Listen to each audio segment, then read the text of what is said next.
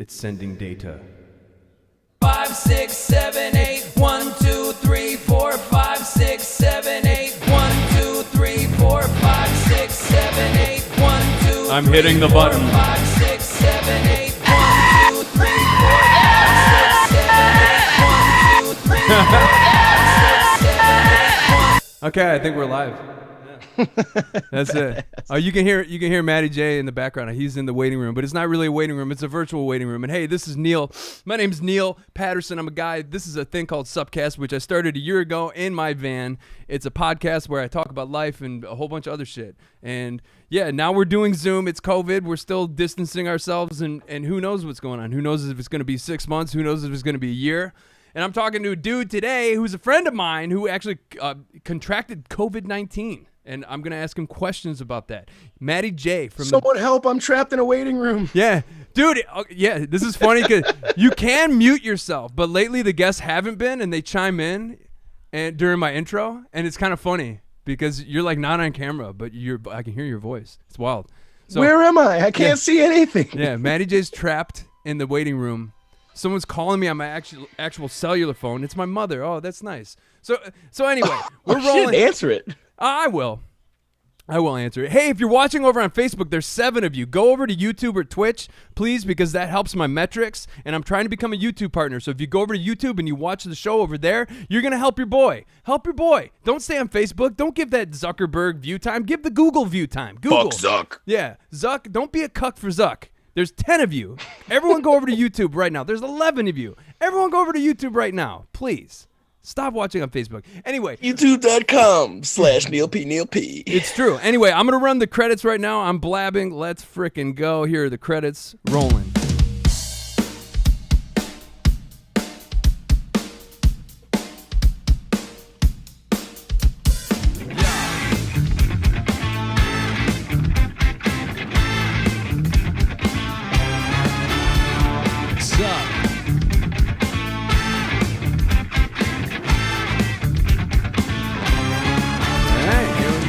Hey. Okay, so real quick, want to give a quick plug out to our sponsor, which is the Wendigo Tea Company. As you know, I talk about this every fucking week when we do this podcast. This is amazing throat health tea. The proprietor of the Wendigo Tea Company is Mr. Sky from the band Foxy Shazam. Foxy Shazam just put out a new single. Foxy Shazam is back. So check out Foxy. Really? Yeah, check out Foxy, and also check out this throat health herbal tea. You get a 15% discount if you go in the fucking bio and you click the link, Wendigo. I was living with a bunch of mold in my apartment, and I was having trouble breathing, and my throat health sucked. I drank this every day. But then our stupid property management company moved us upstairs to a more expensive apartment, which we're renting for the same price. So that's pretty cool. So thank you, property management. Fuck you, mold. And if you have mold problems or you're breathing in smoke because your whole state is on fire, get you some of this tea. Make your throat healthy. And I'm going to switch over here, and we're going to start talking to Matty because I'm talking too much. Let's fucking go. Got to find the dude. Got to go full screen. Oh, yeah. Dude. Sump. Stop. Yeah. Oh, we're rolling. We're fucking rolling. We're on the internet. We're on the interwebs. How's everybody doing? I don't know. I when I do the podcast, I actually I block out the chat. Cool. Makes my job easier. Well, see, I'm a cunt like that because when I do a podcast, I want to concentrate on the conversation, and I don't want to be involved in people's questions. And when I do the streams, I like having the chat, but when I do the podcast, I block it out. Word. So that actually gets me right into it because I had a question for you too. Yeah. Ask me. Do you is there like a set schedule for you? Like, how do you divide you already started talking about it. Like, how do you divide yourself between streams and podcasts and like your other stuff? Like, I'm really curious about your time management because you've been staying really busy during this whole thing. And I know you've always been like a really hands-on dude with Downtown Brown and like, you know, you really put your love and soul into it. So I'm curious how you split the two. Well, I do have a schedule. But the funny thing about that schedule is something recently threw a wrench in that schedule.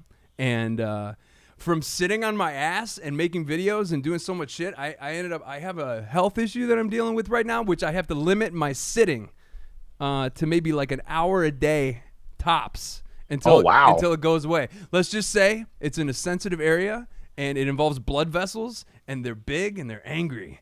And and from traveling, a lot of truckers get it. I could go into graphic detail about what's happening to my body right now, but yeah, I am gonna have to keep this. I am gonna have to keep this under maybe an hour and a half tops. Okay, that's fine with me. Because my girlfriend will spray me with a fucking hose if she sees me sitting for too long. She's a good woman. Good woman. Yeah, Jinx, you owe me a Coke. But yeah, pretty much COVID started, and I'm like, I'm not going to go on the internet because too many fucking people are on the internet. And then now I live on the internet and I annoy the crap out of, whoever's paying attention. But also, I'm just following your guys' lead because even before COVID happened, I remember we had a conversation where you're saying you guys were going to get more into making internet content, less into touring. Yeah. And then COVID happened and it's like you guys were already fucking light years ahead of all these other bands that were scrambling to fucking, we got a live stream. No one knew how to do it. And I got to give Rob and Josh a lot of credit for that. And Murph, yeah. like they kind of saw, no one saw COVID coming, but I think they kind of saw the whole streaming thing coming before most people did. They were on the bleeding edge of that technology. So I think that's pretty fortunate for me, but really smart and kind of forward thinking for them. So absolutely. Thanks, Psychostick. Thank you, Psychostick. Well, I mean, and we've toured with you guys so much, so I've always had my finger on what you guys are doing. And I remember watching a stream before COVID and being like, wow, these guys can play a show on the internet and monetize it, and they don't even have to fucking get in the van. And I remember thinking, I remember being like conflicted about it and just being like, well, what is this? I was confused. I was very, very conflicted about it. Yeah. Me personally. Yeah. I fought them tooth and nail, and look where we are now. So it makes me look like a fucking idiot. Well, you don't even have the option now, unless you want to pull a Smash Mouth or a Trapped and go play in South Dakota for all the bikers, Yeah. But I think any of the smart, anyone who gives a shit about their fan base right now, like Insane Clown Posse included, they canceled the fucking gathering. It's just I just think it's better to just sit it out and find creative ways to continue to be creative. I really wonder about that one. Yeah, because I know you're closer with their camp than I ever was. But I mean, I've gone to I don't know what 12, 13, I think 15. I think I've gone to 15 gatherings. Yeah. Now that I think about it, when I was paying close attention to that because they kind of have, they're really, really close with their fan base like that. Like you were saying, you kind of follow what we do, and it's good, especially in the music industry, because if you don't follow what other people are doing, you're just going to fall behind. You know what I mean? And I've always really focused on ICP, even before I was even in Psychostick. I love following them. Wrong side. There we go. And I've tried to not mimic, but kind of, look up to them and their business style because they're so good at what they've done over the years. Yeah. And I was kind of paying attention, and I really wonder, because they kind of spun it into a PR thing. It was like, they care more about, it's like a week, I think less than a week before they canceled the gathering, Violent J did this like video, and he looked mangled. Like, I'm just going to associate it with, and I'm no fucking angel, so I get it. You know what I mean? It was like late at night. He looked real messed up. And he was talking about how nothing was stopping this gathering. Juggalos aren't going to die. Wicked clowns never die. We'll never cancel the gathering. They, COVID, like, no, we got Diamond Rain and all this stuff. And then like 3 days later, I think it was the venue was like, no, we're not doing the gathering. And ICP was like, yeah, no gathering because we care about the Juggalos. I was like, okay, I get it. But I just don't know if their hand was forced or if they actually like made the decision. I'm like really curious about that.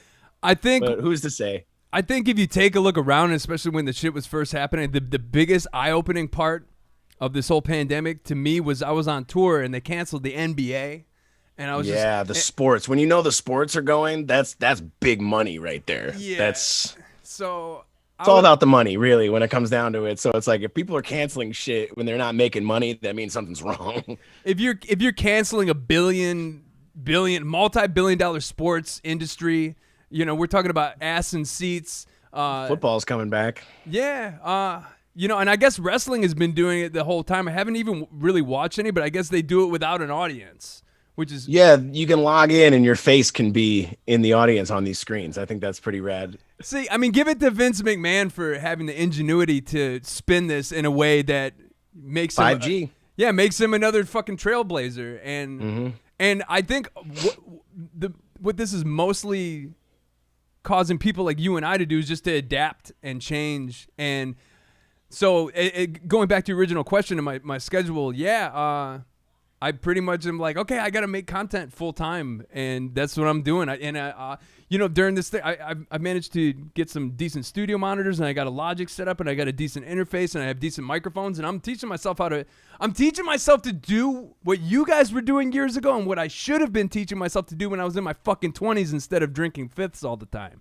And that's like, don't give all your money to a fucking studio when you could track all that shit yourself. And then if you could take those tracks and you can maybe go get it professionally mixed or mastered if you want that real pro touch, or you can like get good enough at it like Josh is, and you don't have to fucking pay anyone to do it. Yeah, he's definitely been ahead of the home recording curve for a long time, because we didn't have the money to go to a studio. We didn't have huge advances and all this other stuff. So Josh learned how to do it little by little, and I've been following what you do too, man. Like I want to get the whole looper game going, and I've kind of been doing my own streams. Matty J Moose on Twitch. What's up? Yeah, Matty J Moose. What's link up? below. Twitch.tv/Matty J Moose. But I want to try and do the YouTube thing like you're doing also, and I got lots of questions for you, but I'm not want to waste your time on that here. But dude, I got a new computer. Rob built me a computer. All right. I got a little line mixer going. I stole a couple of mixers from Josh's studio, but he's been gone, so I haven't been able to ask him questions about it, whatever. So what I'm trying to do is actually be able to create music and content create live with people.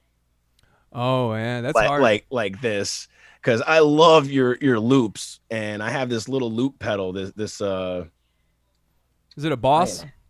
No, it's shit. I don't have it down here right now. I inherited it.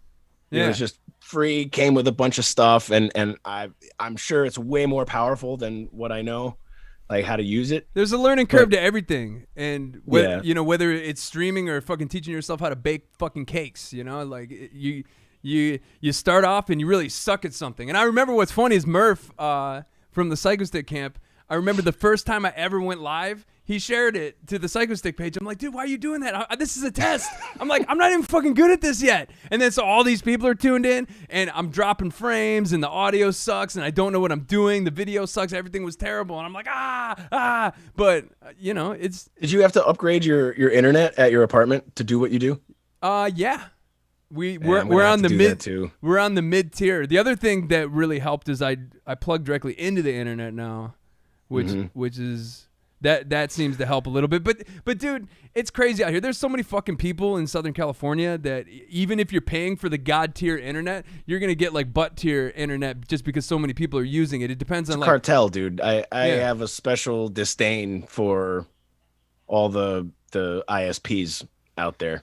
Special disdain. Yeah, and it's funny because you're paying like a premium rate for something that's not reliable. And there's nothing you can do about it. It's a cartel. It's a literal cartel where all these companies have gotten together and met saying, we make so much money, let's not compete, let's just fuck everyone out of their money and provide them with substandard service. And everyone's like, that's a great idea. And they're doing it, and they have been for a long time. So what are you going to do? We're dependent on them. It all has to do with proximity and location too, because if you're in like a better neighborhood, there's going to be better quality internet. It really is kind of indicative of like the microcosm of the problem with, wealth disparity in the United States, because like we're in a poor area. I live in a poor area, and so you can't get AT&T fiber. It's just not available. You can't get the super fast internet, even if you're down to pay for it. So you have to get on. I remember when the cable guy came, he pointed to the box, and he's like, "You're going into that thing." And I'm looking at it, and there's a million wires going into one box. And I'm just because we're coax. You can't do fiber where I'm at, and even the fiber is not dependable. But I just remember like looking at the box and just being like, "Oh, this isn't good." I mean, I've already dropped 153 frames, and we're not even on a high bit rate right now. So yeah, dude. I live across the street from a farm way out in the burbs now. Yeah. So I don't think you've been to this house yet, right? No, because there hasn't been any tours or anything. Different house from the last one that you saw. That was like in the middle of the suburbs. It was just, a little while from the city. I'm like all the way out there now. Like there's literally beans across the street from me right now being grown. So like I don't think we're gonna get any super cool fiber or nothing anytime soon out here. So you really just have to find, how can I get the best quality stream from where I'm located? And I had to come to grips with the fact that I'm not going to be able to do 60 frames per second, 1080p with this internet connection, and not with my computer. It's funny how our problems change, right? Oh, yeah. It used to be like, oh my God, what kind of tires am I going to get on the van? What, do I have enough money to do this oil change? Should I just push it? Like, oh, what are we going to do with the trailer? Should we bring our trailer and risk it? Or should we just rent one? Now it's like fucking frame rates and do I use Wi-Fi or Ethernet? Yeah. It's crazy. Well, it's funny because, our lives have completely changed. I was on tour when the fucking pandemic broke out. And I was in the hospital. My girl was having a baby when the pandemic broke out. Like that was... Yeah, as if it wasn't enough stress, right? Fucking Matty joints, now Daddy joints. Daddy J Moose. That's amazing. Congratulations. Thank you, man. Yeah, I remember Ron spilled the beans. I don't know if like when you told him that you were gonna be a dad. I don't know if it was a secret, but he I pretty much told everyone. I think. I don't know if this is gonna. Yeah, I can see. There she is. She's lovely. Yeah. Chubby baby. Well, and I wanted to bring up because so here's a little anecdote. We're on tour and we're in Chico, California, and I remember it was 2015. I wasn't smoking weed on this tour. And the Chico venue, there was like a big ass venue, and they were doing a whole radio promo. So like the show was jam packed, but this was before the show. There's that big like outdoor patio area. Do you remember that venue in Chico? We played in Chico a couple times together at a couple different places. So, but was it the huge theater room? No, it wasn't a theater, but it was a big fucking bar that had like this outdoor patio with all these plants, and there was like a brick patio, and this was 2015. Joe Hoover was that the one with the stage like right up against the front wall? Yes. Okay, I remember that one. You walk in and immediately to your left is the stage, and then it's a big long room, and at the end of the long room is a door that goes out to the outside patio. And I remember on that tour, man, I was Joe Hoover was doing merch for DTB. So I got to the venue. Sax man. Yeah, and after loadout, I would go on these big long walks by myself because I was taking a cue from the flogging Molly guy. He's like, I get to the venue and I just start walking, and so I was doing that every day. And I wasn't smoking weed, so I wasn't really hanging out with you guys. I was like, I was kind of like isolated. And I remember you looked at me because everyone was smoking weed in that back patio, and you said, Neil, I miss you. But it's like we were on tour together, and I was thinking about that today. Because Bobbins brought this up to me not too long ago. I had him on the podcast, but he's brought this up to me in person about how like time can pass you by if you're not present in the moment. And I struggle with that big time, like a lot. so what I'm thinking about now, it's like time is kind of in a way it's not that it's passed us by, but we're already at a stage where I'm fucking 39 years old. I'm going to be 40 in February. You're a fucking dad now. And if you would have told me all this shit when I was like walking around the streets of Chico, like, hey, dude, Like, why are you by yourself when you could be spending time with some of your best buddies? No one saw that coming, man. That's what I'm and that's what I'm saying though. Is that's what I've been thinking about right now lately is like you need to really, I need to work on this, but really be present in the moment, because all of those times where I was, like you were saying, stressed about the tires, stressed about the fucking trailer, stressed about like, you know, band stuff. But it's like in particular should have been looking around being like, dude, I'm driving around the country with people I love, and I get to play music every fucking night for people that are like loving it. And I'm like, going on, true. And I'm going on walks by myself. You can always find something to stress about, but you can never get any more time back. Time is the most precious resource. And even when people say time is money, well, time can equate to money, but money ain't time. Nothing can get more time back. You know, they say, oh, you know, money can't buy you love. Fucking yes, it can. Shut the fuck up. It might not be real love. It might not be the kind of love you're looking for, but nothing can buy you more time. Nothing. And that's something that Josh actually really taught me. Our guitar player, Josh, in Psychostick, he went through this relationship. He was in a long-term relationship. And when he got out of this relationship, he completely like revamped his mind. Like I feel like he really focused on himself and growing himself, because he's always been so focused on other people and on the band. He's a really, really lovely guy. You know what I mean? I know you know Josh real well too from touring for a long time. But he got like, not that he wasn't already wise, you know, but he got like real philosophical and wise, and he's just been reading and thankfully, very thankfully, sharing the knowledge and the wisdom that he's been, you know, incorporating in his own life with us and the band. And that was one thing that he taught me that really opened my eyes to, is like, I think of how much time, not necessarily wasted, but how much time I could have spent doing other things than just trying to escape from it. Like, I drank and I smoked so much and ate a lot of mushrooms and psychedelics and all stuff. And I'm not knocking those things, because I still love those things. Don't get me wrong.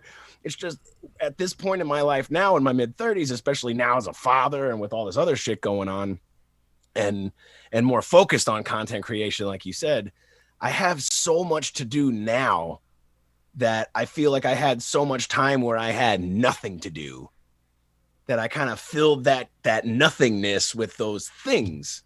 And now it's completely different, where it'll be like, man, I want to go get high right now. I want to fucking rip that bong, but I got to fix my deck. I got to feed the baby. I got to change the oil in my car. I got this shit to do. I got to go to work tomorrow. I don't want to wake up at 6 a.m. and feel shitty because I did something stupid for right now in the moment, rather than thinking about my next moments to come. That's a whole other thing too. Going from touring for 10 years to like having a job. Like, this shit's fucking weird, man. Oh, I would always go back to a day job, whether it was the catering company or. Yeah, that's right. I remember you were doing that. Yeah. And it always busted me up, because we signed this management deal in 2012, and I had this weird idea in my head. As soon as we had some sort of representation, like I wouldn't have to work as hard. And that's how they get you. That's a huge misconception. I was like, and I remember telling homeboy, I'd be like, dude, I'm not supposed to be doing this right now. But Dave Brocky from Guar, I always bring it up. He painted houses when he wasn't on tour, and he was in fucking Guar, you know? And I think just the harsh reality of it, if you're in a band on a certain level, you have to fucking have a side gig, whether it's teaching guitar lessons or delivering fucking food, and now we're forced. Now we have no other option. Yeah.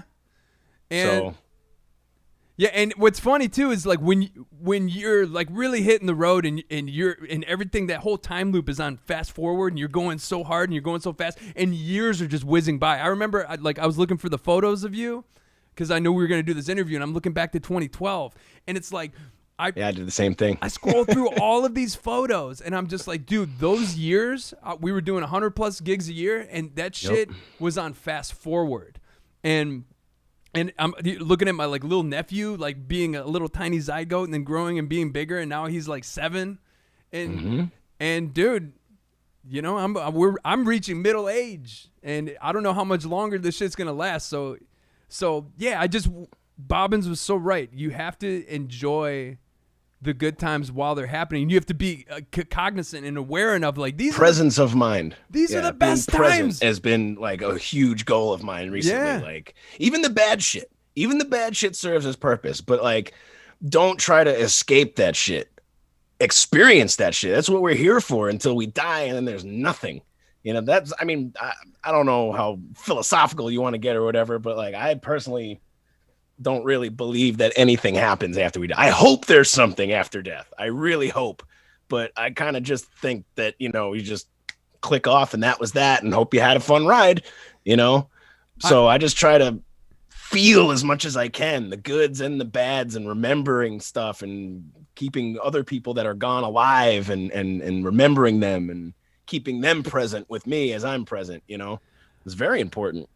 I want to read this Andrew WK. And it's hard. Andrew WK. I'm going to look this up right now. Andrew See, WK. that dude knows shit.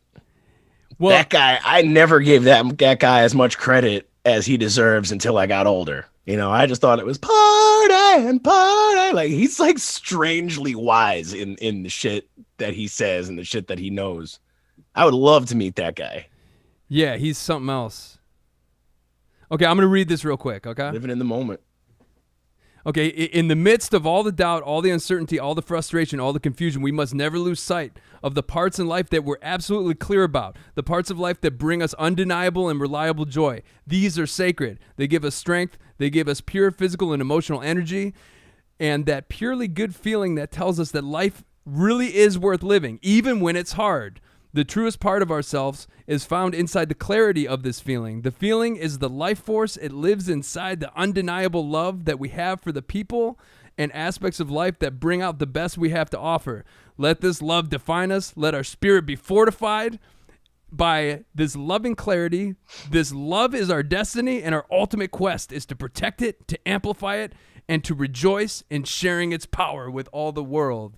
Fuck, read that at my funeral. That's like, that's intense, man. But we're all children of the one true God whose name is love. But that's the dude from Horse the Band says that in the World documentary. But what you reminded me of when you were talking about like experiencing the bad, he has another part on this album where he talks about like the intense times of life and the down times in life is something that you should embrace that, and you should learn to be okay with experiencing pain or sorrow or hardship, because it's all part of the journey. And so his message essentially, especially on this newest album, is like life is great, but life also sucks, but you should be okay and grateful for all of it. And that's pretty intense. I think a big I have kind of a physics background. I went to school for engineering, and part of which is funny because as soon as I graduated, I joined a band and like, you know, didn't use it pretty much for anything. It happens. If anything that I used it for was like a lot of the philosophy of it and philosophical side of science that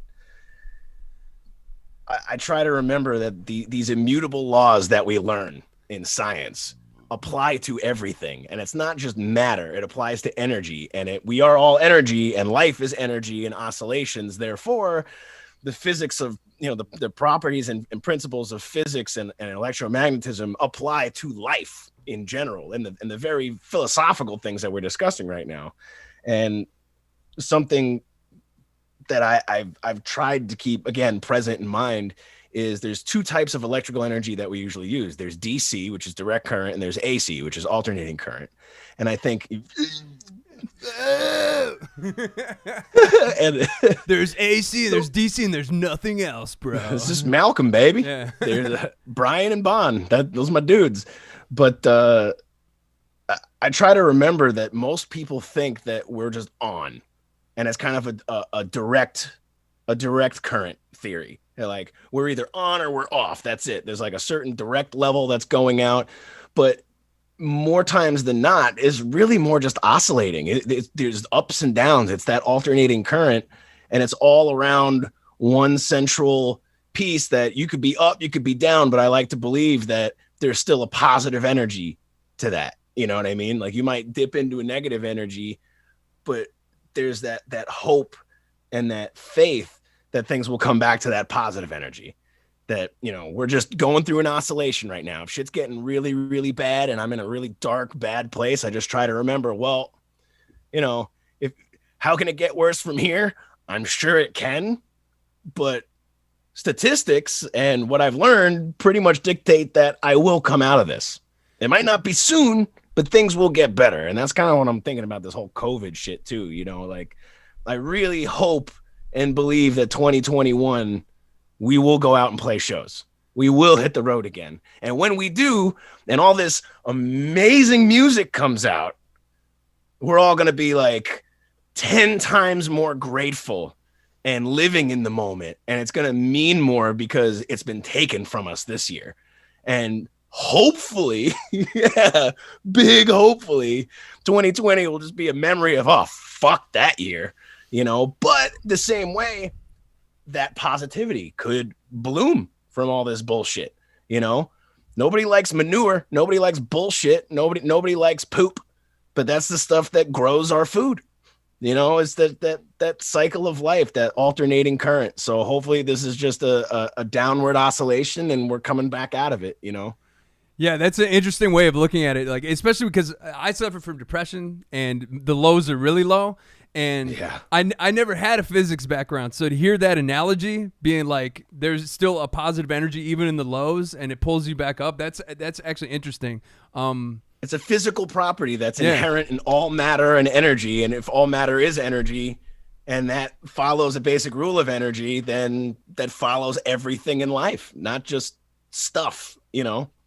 Yeah, because I noticed, like, I had a really big dip, like, about a week ago, and I had to actually talk to my therapist. I was doing fine. I didn't talk to my therapist, but I was really internalizing all the things going on in the news, and I have a lot of friends that are protesting in the streets. I mean, people you know, too, and it's so when you see your friends... I see it in Chicago all the time, Yeah. almost every day. I drive past shit. It's crazy. When you see your friends like getting pelted with rubber bullets and tear gas, it it fucks you up, especially considering I'm so far away, and you know it makes you wonder. And too, like I've given money to charity. I've done my best around here to be generous and give back, but I was wrestling with like a guilt that I'm not like that. You know, that I'm not like an agent of change, like on the streets, like boots to the ground type thing.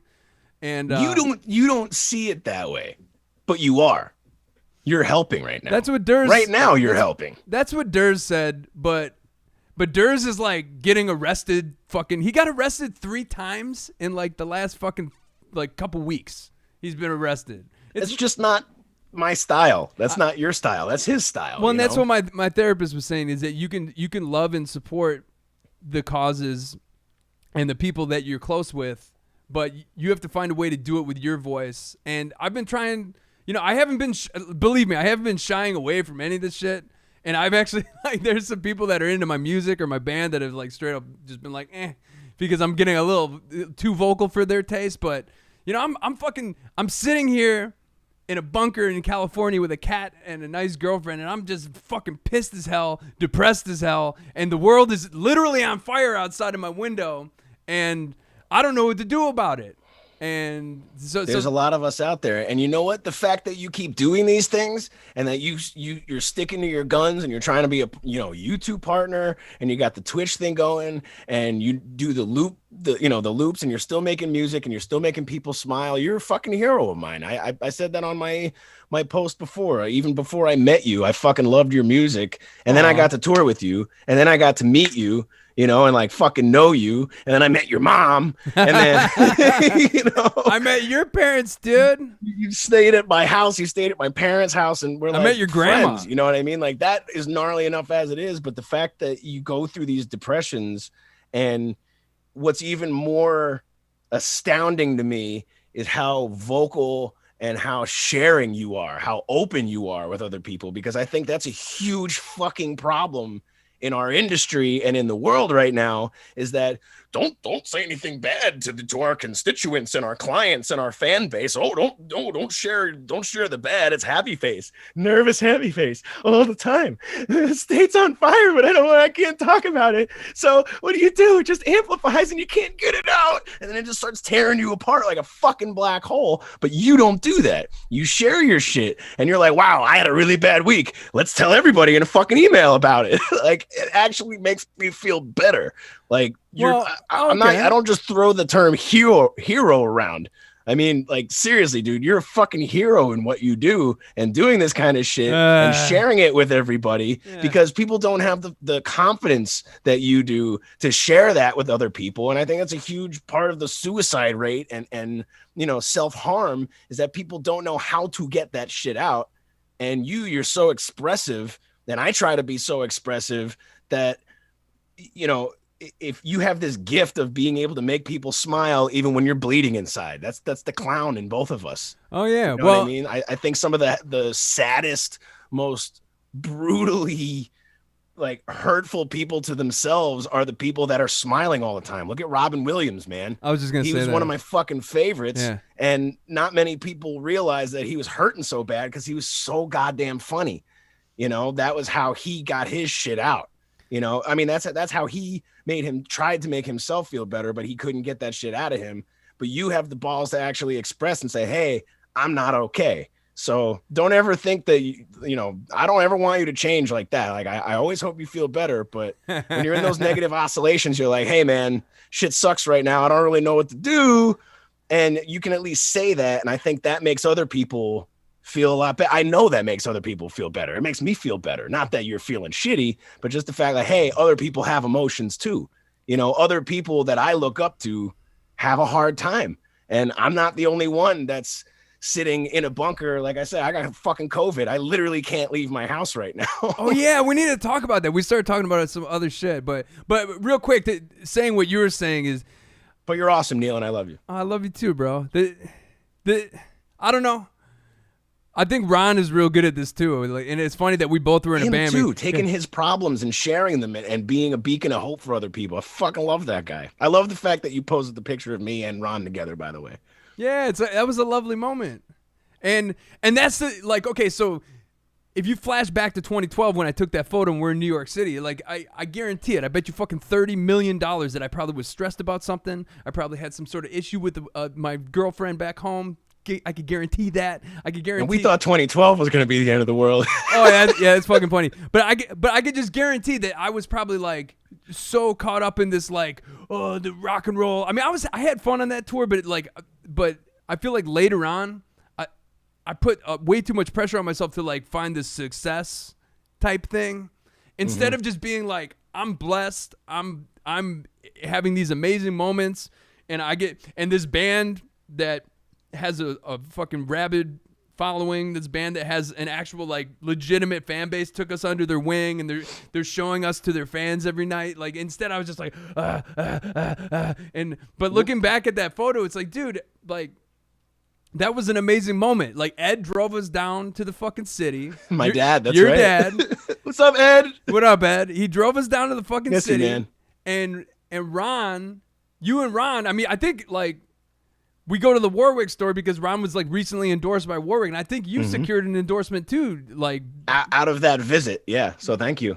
And thanks, Dad, for taking us. That was rad. Well, and thanks Norwood for hooking up Ron. It's all like a domino effect. Like, yeah, you meet people, and that's the other thing too. When you were talking about energy, so I don't really ascribe to the secret thing, but I am starting to kind of, like, my therapist is into this vibrational type rhetoric where like the secret of attraction. You mean like that's a little, because I think Dave Chappelle puts it the best when he said you can't go tell like a poor child in Africa that has AIDS to like vibrate higher and think good things are gonna happen and they're gonna have a great life. You know, some people are just fucked from the get go. But I am starting to the more like gratitude I'm experiencing, going through therapy and stuff, she keeps saying like gratitude is a higher vibration and love, like focusing on those two things, gratitude and love.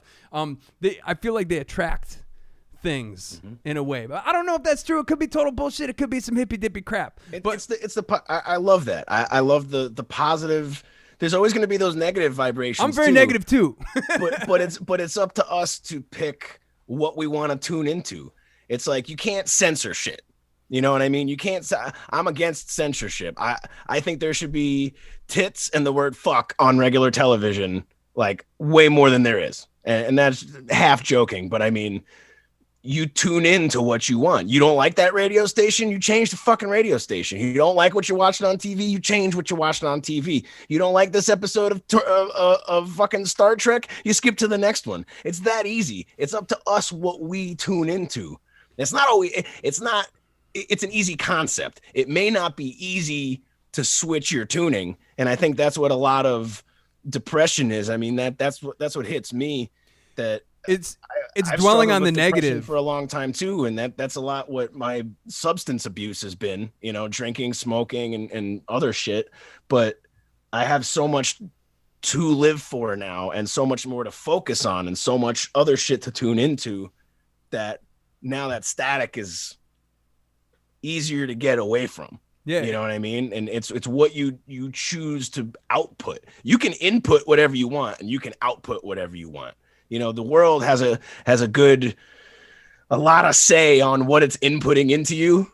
You know what I mean? Like, I can't help that California's on fire. I can't help that there's riots in Chicago. I can't help that I was born in a fucking white man's body, so I can't really say much shit about Black Lives Matter. You know what I mean? It doesn't resonate coming out of my fucking mouth, you know? It's not your experience. Exactly. But it's up to me to choose what I say, when I say it, how I say it, where I'm going to push my positive energy instead of trying to push my negative energy. You know, it's how you choose the tuning of your guitar. You want to play this song in standard? I think this song sounds better in drop D. All right. That seems easy. You know what I mean? It's not always easy to do it in your mind because it's a machine. Or in your being, but it's easy to tune a knob on a machine, but to tune a knob in here, that's fucking hard. Tough. Especially, but you can learn. You can learn to do it. Anyone can learn to do it. So I love that. You know, it's not going to help a poor kid with AIDS. You know what I mean? But that's also very specific. Mm-hmm. If you think of it a little bit more general, you know, in general, if more, 99 out of 100 people can do that tuning and it works great, you made a difference. You know what I mean? Nothing's 100%, but my mom always said life is 10% what happens to you and 90% how you deal with it. That's smart. Yeah. Because that's the thing is most of the shit I'm depressed about isn't even happening directly to me. It's because you got a big heart, Neil. I'm like doing you feel the other people's vibrations. I'm doing pretty decent right now. I'm in a nice relationship. I'm eating. I'm staying fed. I have a roof over my head. Like, things aren't that bad, but like I look outside of myself and I'm like, and then I just internalize all of it, and it just like eats at me, and my fucking hair's falling out, my butthole's exploding. It's happening. Yeah, it's happening. Well, a lot of that is genetics too, but yeah, my butthole health has been deteriorating as well. Well, it's from sitting too much. Sitting a lot of van. Yeah, the van. Yeah, truckers, man, they got buttholes and they're hurting. So, but I'm getting all like riled up. I don't know what to say or where to go. But let's talk about COVID. I was just about to say, I'm fine. I feel great. I feel better now than I did a week ago. That's for fucking sure. The last stream we did, besides last night, Psychostick streams on Thursday afternoons, and we did a stream, and I had a few beers, and I felt great, and I went home and had dinner, and I played with my daughter, and everything was fucking hunky-dory. Woke up on Friday like, something doesn't feel right. And from years of touring, you got to wash your hands. You got to hand sanitize. You got to be careful. You got to, hygiene is a must because you're seeing so many people and shaking hands with so many people. And it almost seems foreign at this point. You know what I mean? Compared to the last like 6 months, it's that's been weighing on my mind. How many hands I used to touch on a daily basis. I would hug people that I've never met before. You know what I mean? I'd rub sweat on people. Like, I can't do that shit anymore. It's a bummer. You know, it's crazy. But it was always on the back of our minds, like, be clean. You know, because it's really easy for one dude to go to the bathroom, not wash his hands, shake your hand, and now you got his poop on your hands, and then you smoke a joint with someone, and now it's on your fucking face, and you get God knows what. You know, I got real sick in March, early March. The last show, the last live show we played was at the end of February. And I smoked a bunch of joints with a bunch of people who I didn't know, and it was no big deal. You know what I mean? It's something fucking normal. And I came home and I got like the flu real bad.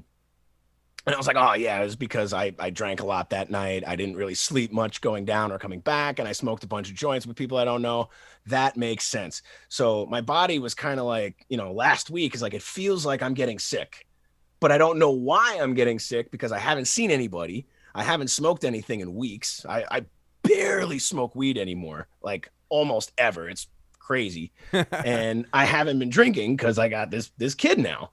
And that's good. Like, why do I feel shitty? I feel like I'm getting sick, but like I said, like those are my usual 3 warning signs. And I could say like, oh, I'm getting sick because I haven't been sleeping. I drank a lot the last couple of days. I smoked with that, you know, a bunch of joints with this guy or whatever the fuck, you know? So it's kind of like, oh yeah, I'm getting sick. I need to stop that shit and work on, you know, my own health. But I was fine. Like I haven't done anything. So that was kind of like my first clue. So where do you think it came from? I don't know. And everyone's asking me that. Like, I really don't fucking know. Like, I have no fucking idea. That's wild. I'm around the same 2 guys at work all the time. Yeah. And they barely do anything but work. We joke about how there's no way we can get it because we don't see anybody. We don't do anything. And especially my boss, dude works like 6 days a week, comes home to his cats, and like, that's it. You know what I mean? Like, there's nothing. Like, I have no idea who I could have gotten it from. And then I was thinking like, oh, well, Mindy works at a bar. So like maybe they're whatever, like they wear masks and stuff, but not everybody's like that careful or whatever. And she just got her test back negative. So it wasn't from her. That's crazy. You know? You got it, but she didn't. Yeah. Wow. Which has been blowing my mind because I've been so stressed of that. Like, oh, she's going to get it. Like when my mom visited, I was like, I don't want to think that my mom died because of my girlfriend. Like that's going to drive me crazy. You know what I mean? Like that's some horror story shit. Yeah. And after all that, she's fine. She's neg. It's like, all right, well, that like, thank God, you know, but so I don't know. So Friday, I felt a little weird. I took it easy. And then Friday night, I could tell like, all right, no, I'm getting sick. You know, like there's something's wrong. My head hurts, my throat hurts, you know. And a lot of people had like trouble breathing, but I didn't really have trouble breathing. I felt like a little congested or whatever. And then when I woke up on Saturday, I was like, yo, I am fucking sick. I had a really hard time sleeping Friday night. And when I woke up on Saturday, my temperature was like upper 99, and then midday it was up like 100. And then by the time I went to like nighttime on Saturday, I was running 101 fever. But I didn't feel that bad. Like I could tell there was something wrong. But I mean, I've had hangovers that were worse. I've had the flu that I had in March, because that's what I thought. I was like, oh, I already had COVID. I'm good. I got real sick in March. I was over it, whatever. Like that shit kicked my ass for like fucking 3 days to a week. Like I was real sick in March. And then Sunday, I woke up, felt fine. By the end of Sunday, when I woke up Sunday, I had no fever. The fever lasted less than a day. I could start breathing again. I was great. I woke up on Monday and I felt tip top 100%. And I noticed that, Mindy was like, you want some coffee? And I was like, oh, I didn't even notice that you made coffee. And that was the first, dude. That was the first thing that I was like, oh, fuck. Like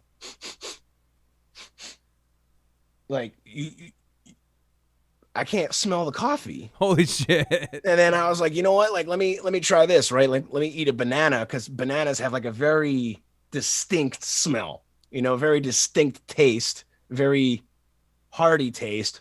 couldn't smell the fucking banana. I crinkled the banana. I like crinkled up the banana peel and was like, and I couldn't fucking smell it. Wow. And the third telltale sign, the real nail in the coffin was, you know, she's been around kids her whole life. She's one of 6. She's got like, I don't know, 35 nieces and nephews, whatever. Wow. I think there's 14 nieces and nephews. Yeah. But she's been around kids her whole life, and she's, you know, she's good with the dirty diapers. It doesn't really affect her as much as me. Me, I'm very new to the whole baby thing. So she gets a kick out of it when I'm changing the diaper, like, whoa, you know. And she was changing a big poopy diaper. My daughter was so stoked to have this poopy diaper. And I was like, wait, let me do. I got like right up in there. Nothing. And like nothing. I smelled her diaper, diaper can, where it's like, you know, you open it for a split second, you close, and I'm like, oh, normally. And I was like, holy fuck, I can't smell. I can't taste. Like, I feel great. I feel fine, but I can't smell and taste. So I was like, I gotta go get tested. How many days ago was this? That wasn't some bullshit, huh? How many days ago was this? That was last Friday. So a week ago, Friday was when I started exhibiting some symptoms. Saturday is when I had the fever. Sunday I'd say I was like 90%. I felt better, but I called my boss and I was like, look, dude, like, you know, we were talking about, should I work on Monday? You only have a little bit for me, so I'm just going to take the day off. Like, I hope you don't mind, but like, I was sick. I just want to make sure I stay unsick.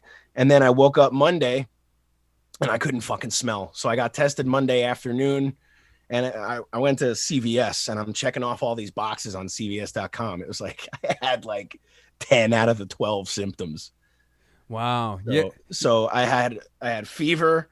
I had runny nose. I was congested. I was coughing real bad. I had trouble sleeping. And that was the other thing on Friday. I was like, why do my fucking legs hurt so bad? Like, some days at work, I'm, you know, lifting heavy stuff or going up and down stairs a lot and like on my knees a lot. I was like, we had a really easy day on Wednesday and I didn't work on Thursday. We just did the stream. I was like, why do my fucking legs feel like they're going to fall off? Felt like I ran 10 miles or something. And I was like, so, oh yeah, muscle fatigue, sleep fatigue, and joint pain. So like my ankles and my knees and my leg, like the muscles in my legs hurt like really, really bad. So like that was another. So all these things together, just like, yeah, I have COVID. I was like, you pretty much I can't believe I got COVID. That's crazy. So you pretty much had everything but the lung issues, because the rapper Scarface he said it felt like there was an anvil on his chest. Like, some people have hard time breathing, getting winded, like even doing basic tasks, you know, like walking from the bathroom to the bed, getting mad winded, like not being able to catch a full breath. That is all what you hear about. Those are the horror stories you hear about, is all the lung issues, but you got like everything but that. That's fucking nuts, man.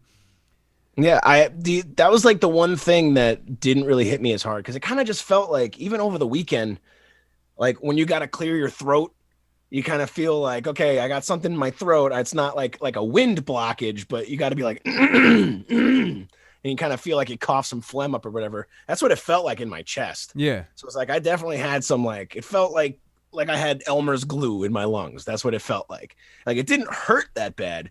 But Friday night, what was weird that has never happened to me before was, you know how when you get like a burp and you feel like it's your, you have multiple sphincters. It's not just your butthole. Your butthole is a sphincter. Oh, I never knew that. Sphincter.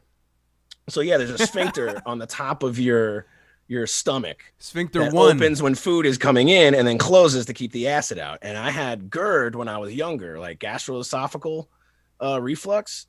So what happens is, and I could feel it because I used to pay attention to that it feels like you have to burp. So that muscle opens up to let gas out of your stomach, but there's no gas. It's like, haha, fooled you. It's acid. And it like hits your esophagus real bad, and it burns. And that's how you get that heartburns, because the hydrochloric acid is coming through your stomach, your top sphincter. I know all about that. So it felt like that. Like, it felt like I had to burp. And every time it opened, nothing happened. And I was like, that's weird. Like, I don't even feel heartburn. So it felt like there was a golf ball. Like, by the end of the night, it got real bad. Like, I had trouble sleep. Like, it woke me up. Like, I actually fell asleep. I was so tired. I fell asleep in bed on my knees with my ass in the air and my fucking face in the pillow, just trying to fucking burp. And at like 2, 3 o'clock in the morning, I burped in my sleep and it woke me up because it felt so much better. So I don't know if that had anything to do with it. Maybe it was just something clearing out in my lungs or something, but I wouldn't say that it felt like pressure in my chest. It just felt like I had a fucking golf ball right here and I could not get it out. Like I was just trying to burp. And I was like drinking water and drinking seltzer. And I was like, should I drink a beer? Shit, like just for the fizzy? No. But I was like, immune system. Like I don't want to fuck my immune system up right now. So it was like, yeah, that besides that was like the one weirdest thing that I've never had before. Like painful burp that I had to burp. And it felt so good when I finally did burp. It woke me up at like 2 a.m. after sleeping for an hour and a half on my fucking knees. Yeah, I just can't. I can't get that image out of my brain of your fucking ass in the air and your face down on the bed, like you just. Seriously. Well, because it was goofy. My buddy Vinny that got it, he lives up in Tahoe, and he was pretty much saying like his fatigue was so bad he would wake up and then just like fall back asleep for another 6 to 8 hours. He had trouble walking to the bathroom because of the muscle fatigue and the overall fatigue. You're just so fucking tired. And he said at times he would wake up and not even know who he was. Like it was so bad, the brain fog, and it just debilitated him in a really bad way. But I'm glad you just, that golf ball thing, that's fucking crazy. But you didn't get like the coughs and the wheezing and the inability to catch your breath. That's the scariest thing to me is the people who have it that said that you just can't catch your breath. It's like you're like suffocating, and I guess it's because it develops into pneumonia. I don't know too much about the science of it. I'm just a guy in a band. Yeah. But I know it affects people like most viruses. They can exacerbate previous weaknesses. So like if you have a bad heart, it's going to fuck your heart up. If you have a bad brain, it's going to fuck your brain up. If you got bad lungs, it's going to fuck your lungs up. But I just got really lucky that I fucking stopped smoking because I used to be, especially on tour, smoking joints is like one of the worst things you can do because there's no filter on it. When I'm home, I would smoke bongs all the time. Yeah. So just so they would like be a little bit cleaner of a smoke. Still not great for your lungs, obviously, but like I would smoke through water pipes as much as possible. Well, in 2020, the amount of weed that I've smoked since like New Year's Eve, since January 1st, is probably equal to how much weed I used to smoke a day. So and I don't smoke cigarettes. I haven't smoked cigarettes in a really long time. Yeah. I have the occasional cigar with my father-in-law and the family and Mindy's brothers and stuff, which is cool, but it's usually for a day afterwards, and then it's out and I'm good. So yeah. I quit smoking at like the right time to get this. So I really wonder how bad it would have been for me if I was still an everyday smoker smoking a fucking eighth of weed a day. Yeah, because they say that marijuana, even if you're smoking through water or whatever, that the tar buildup is greater than that of cigarettes, like on your lungs. Really? That's what I heard. I mean, then again, I'm not a scientist. I'm just a dude. But from I find that hard to believe. You think that, okay. That's just I what I find hear. that very hard to believe. There's a lot of people that will argue that there's more tar in smoking weed than cigarettes, but I don't know. We could look it up, but I don't have like a Joe Rogan Jamie guy sitting next to me. Yeah. I'm trying to run the stream. And Jamie, look that up. Is that true? Jamie, look that up. Jamie, pull that up. Is that true? I don't know. It might be just like different compounds. Like it might be stickier tar. It might be. Oh yeah. There might be more of it, but it's less carcinogenic. There's all different kinds of things to dial in, and that's a whole other thing of the whole COVID talk, because I've been telling people this over and over again, and I'm glad that I have this little platform right here to there's 57 people watching. Tell them all. When people are talking about the dangers of COVID, people are polarized now, so extremely polarized, left, right, red, blue, good, bad. It's so fucking hard to just dial something in now. It's Boolean. It's on or off. And if you don't subscribe. If you don't have a different idea than someone else has, you immediately like ostracize that person. That's the kind of society that we're in now. And there's so many goddamn humans on this planet that it's really easy to just categorize like that and split it off. Preach. Because our brains are programmed to want to do that, to save energy. We're literally, it's part of our DNA to find differences from other people and then act and judge on those differences. And because there's so many more little facets of life now than there have ever been before, it's so much easier to divide ourselves. And it pisses me off. And that's what I lose sleep over, Neil. That's what I bite my nails over and like wonder, I'm not doing enough to change the world. Like I got to stop this polarization. Anyway, the thing about COVID is, it's very easy for both sides, red, blue, left, right, whatever you want to call it, to enforce their agenda based on the death toll and only the death toll. It's really easy for them to go by how many cases there are and the death toll. But the numbers, they're not showing anyone. And that's because one side says, look at all the people that have died, be scared. And the other side goes, oh, you'll have, do the numbers. You have less than 1% of a chance for dying. You have nothing to worry about. And that's not helping either. There's like a very clear middle. Sorry, I just burped Morty. There's a very clear middle.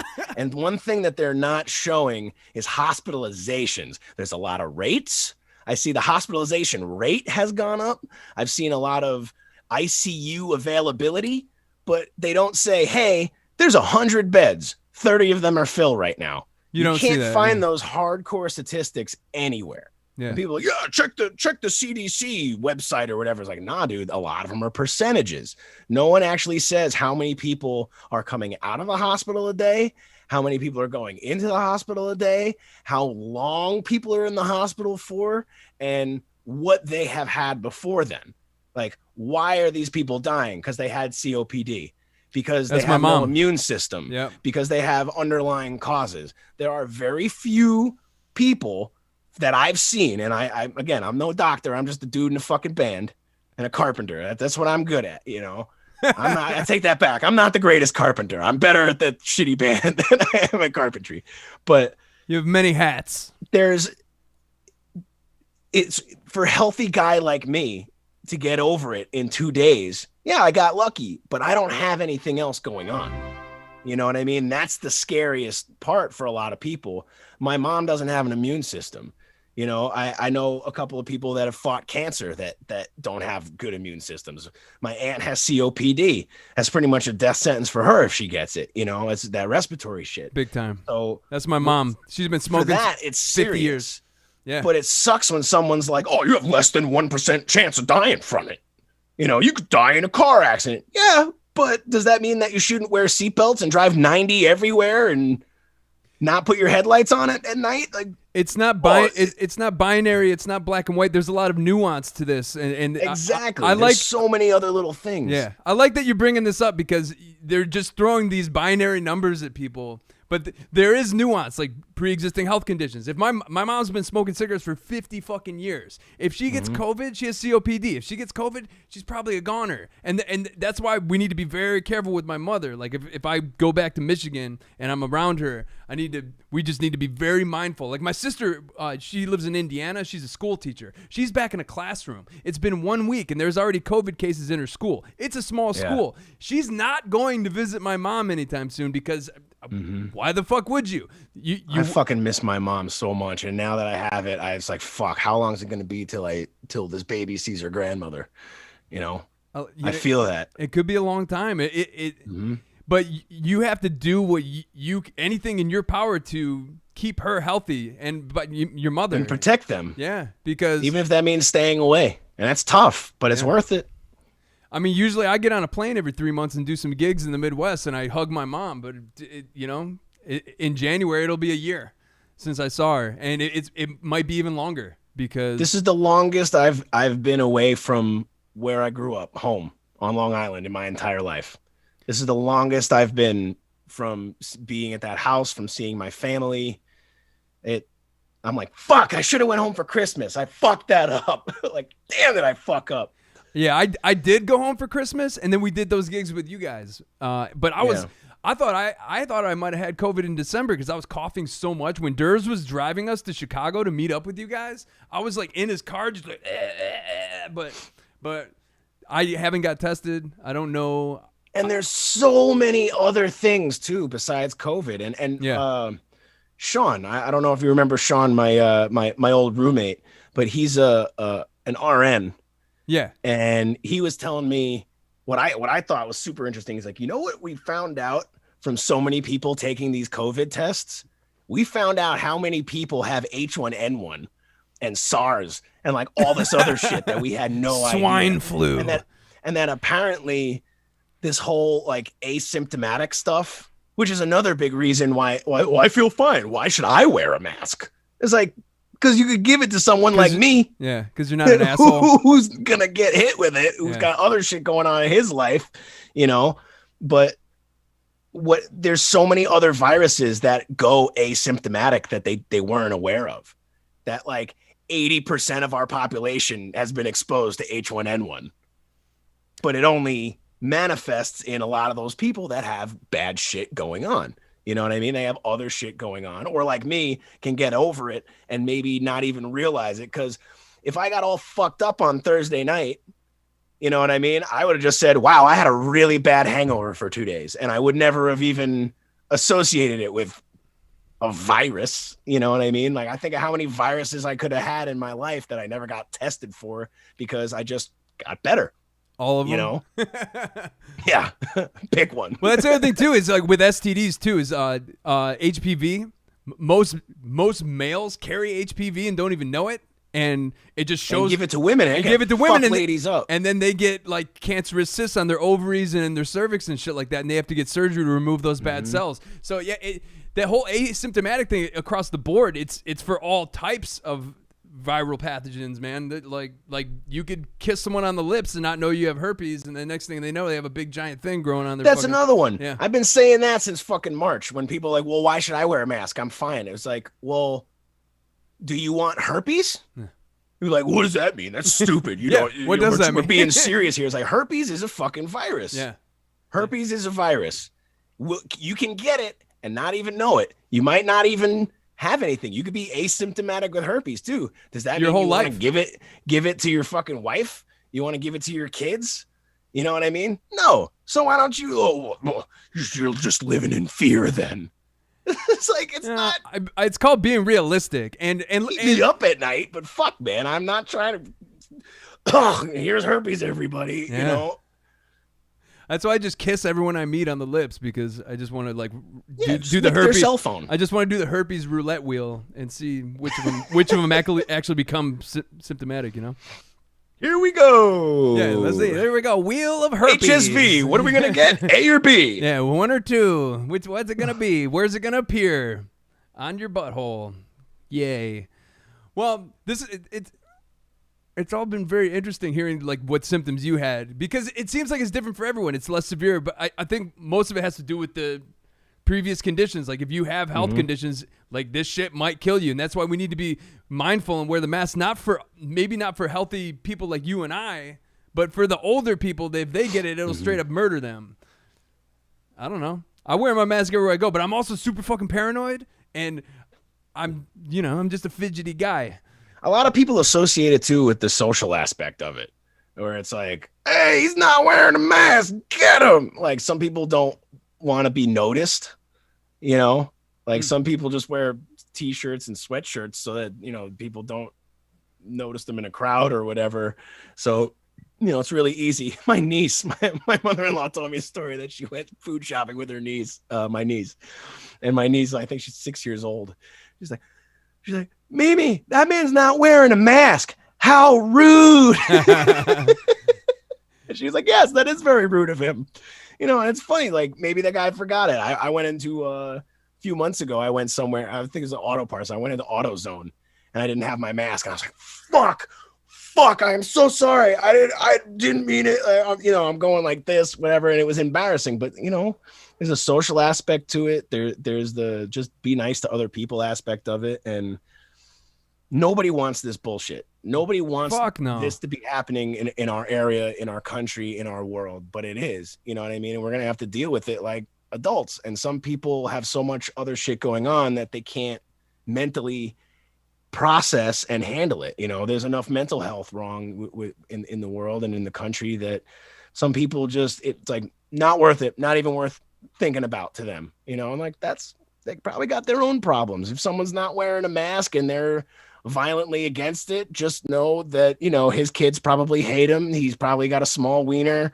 He has no money in the bank. He hates his job. You know, he's got no money. You know, there's probably tons of other shit wrong with that dude's life that he's just kind of picking up this COVID snowball and just packing it tighter and tighter and tighter. And that's how he's dealing with his own bullshit, you know? So if you see someone not wearing a mask, just fucking let them be. Don't stay away from shit them either. That's you know? all I do. It doesn't make you right. It doesn't make him right. Just be a good fucking person. Like, we're all humans. Don't get mad at someone for something that you don't agree with, even if it's fucking stupid, you know?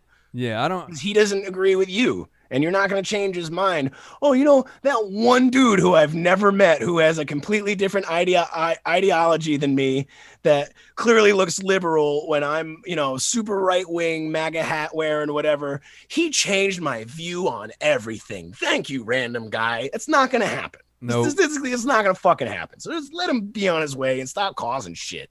Both sides. Oh yeah, Looking at both of you. well, and what's really weird is the right and the left has weaponized this virus Exactly. to further their own political agendas. And this is the thing, is like, 100%. let's not make this political. Let's make this scientific. Let's listen to the fucking smart people and do what the smart people say. But Dontry keeps saying it. Just listen to the doctors. yeah. Don't listen to anybody else. Don't even listen to fucking me. Just listen to the doctors, man. So Alex's post where he like apologized or whatever, did you read that? Where he was like, I didn't think COVID was real. He put it up on Facebook. Did you read that? Dontry? Yeah. He was talking about being a skeptic and how he didn't think COVID was real. How he thought it was just I didn't. yeah. My mom was super scared in March. And I was like, it's just the flu. We get a new one every 2 years. Bird flu, swine flu, squirrel flu, whale flu. You know, we get these every fucking 2 years. Things mutate. We don't know how to deal with them. And then we figure out how to deal with them. And then something else comes out. Don't worry about it. I'm having a baby. I don't give a fuck. You know, like that's where I was in March. Yeah. And a few months later, my mom got me too. She got me so good when I told her like I got COVID. She was like, I'm not happy to hear it, but like, do you believe it now? Like, do you still think it's not? Remember when I told you that it was serious? I'm like, you're right. You're right, Ma. You were right. Mom, you were right. You were right, Mom. It's very difficult for some people to say is, hey, I was wrong. You were right. I encourage everyone to do that at least once a day to get better at it. Well, that's what the world a better place. That's what Alex said here in this little thing that he wrote on Facebook. It said, "It's okay to be wrong" by Alex Dantra. And then, I like being wrong. It means that I've learned and I've grown, and now I know. Yeah, and if you're not like wrapped up in your ego to the point where like being wrong is like you know what I mean? You can just like be like, okay, I fucked up, I learned, and now I'm a better person because of it. I've had to do that so many times. Our mistakes are not our identity. That's another thing that I learned from Josh that's really changed a lot of my shit. Do not internalize the mistakes that you make because we are who we are. What my fuck-ups do not define who I am. It's how you deal with those fuck-ups that defines who you are. Unless you, like, rape a child or something. Like, I would say that kind of... That's pretty big. I think that goes deeper than whoops. Yeah. Oops. You can make a mistake as long as you're not diddling kids. That's the way I look at it. Or like, or assaulting women, you know. Purposely hurting people is kind of fucked up. I think you got a lot of other shit wrong with you if you're purposely hurting people. But if you love somebody or you just say something that's a little ignorant because you grew up a fucking dumb white person in Whiteville, white guy land, and you know, it's at the point where if you're open to it, there's a lot to learn right now in how to just be able to, you know, care about people a little bit more, listen a little bit more. And I feel like it's good that people are learning right now, you know, whether it took this virus to make that happen. Well, yeah, but I see it a lot. I see people who look like me who genuinely want to be better. And then I see people who look like me who are like, fuck y'all, I matter. Like, so it's a mixed bag. It's wild. And then you go on the internet and you see both sides fighting and you're just like, so yeah, I don't know. I am so like attached to the world. Like, I want the world to be a better place. I want more than anything for people to just kind of like understand each other and embrace each other. So when I see people fighting online, especially over stupid shit, you know, I feel like it's necessary to get in the middle of it and try to make people realize that we're all just people. Yeah. And my band and my parents and my girlfriend are like, oh, just let it be. Just let it be. Like, oh, like they see me get triggered. You know what I mean? They all have. Like, it's all happened several times where it's like, oh, shit. Oh, he's going to say something. Oh, he's going to say, oh, there he goes. He's saying something. Like, I just stick my nose where it don't fucking belong. Like I just said, like in between two people whose views are perfect opposites and no one's going to change each other's minds. It's like, it's okay if I can't change anybody's mind. It's okay if you can't change anybody's mind. It's okay if you can't change each other's mind. Just remember that we're all here. You know, we're all going to die soon. So let's all just enjoy the circus while we're fucking watching it. You know what I mean? Let's not fight each other. Let's unite and fight the uber rich people that are treating us like fucking cattle and stirring this entire fucking pot. Those are the people we should be mad at. Not if you have less than $1 billion, you shouldn't be getting mad at. If you yourself have less than $1 billion, you shouldn't get mad at anybody else that has less than $1 billion. Which is most of us. That's all. It's like almost all. It's 99 point. It's less than 1%, bro. It's less than 1% chance that you have less than $1 billion. Whatever. See, now I'm getting triggered again. Yeah, you're getting triggered, dude.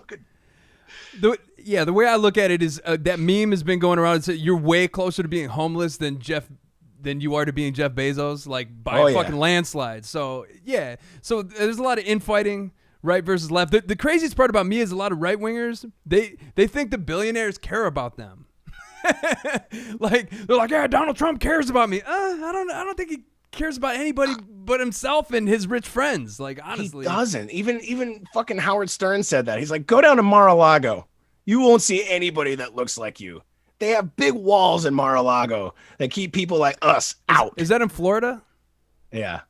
Just they fucking have so much disdain for us low-life fucking piss-on plebeians. Yeah, we're peasants.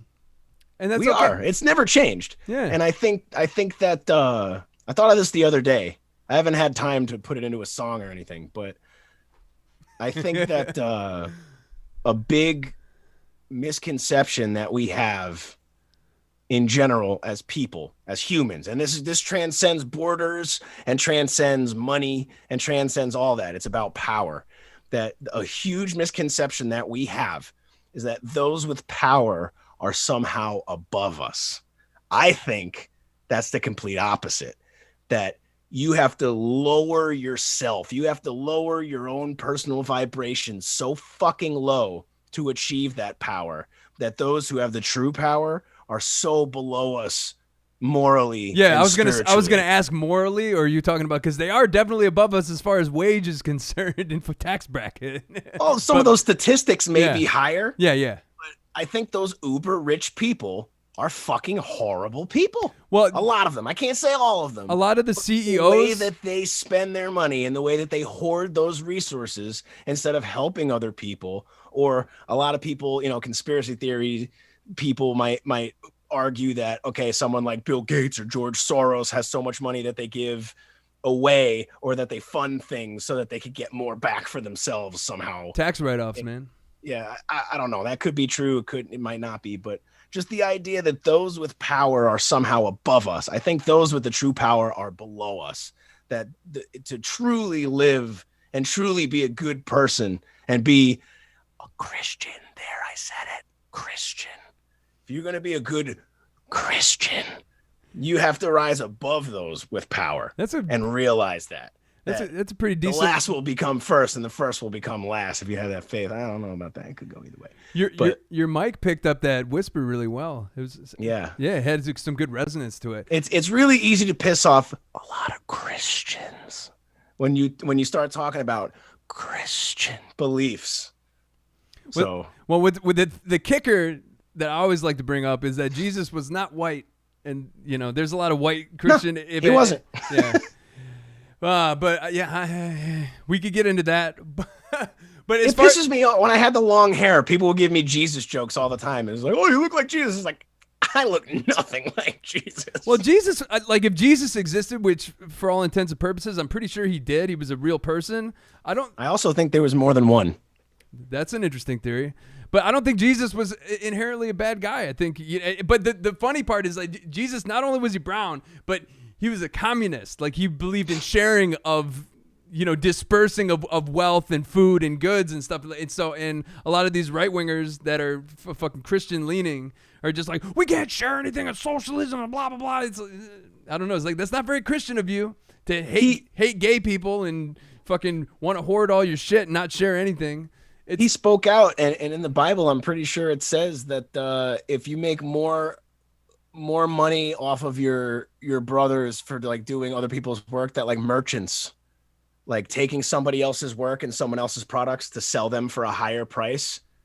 That's Jeff Bezos. Like an unfairly higher price will be the people most judged by God. You hear that, Jeff Bezos? You're going to be judged hard.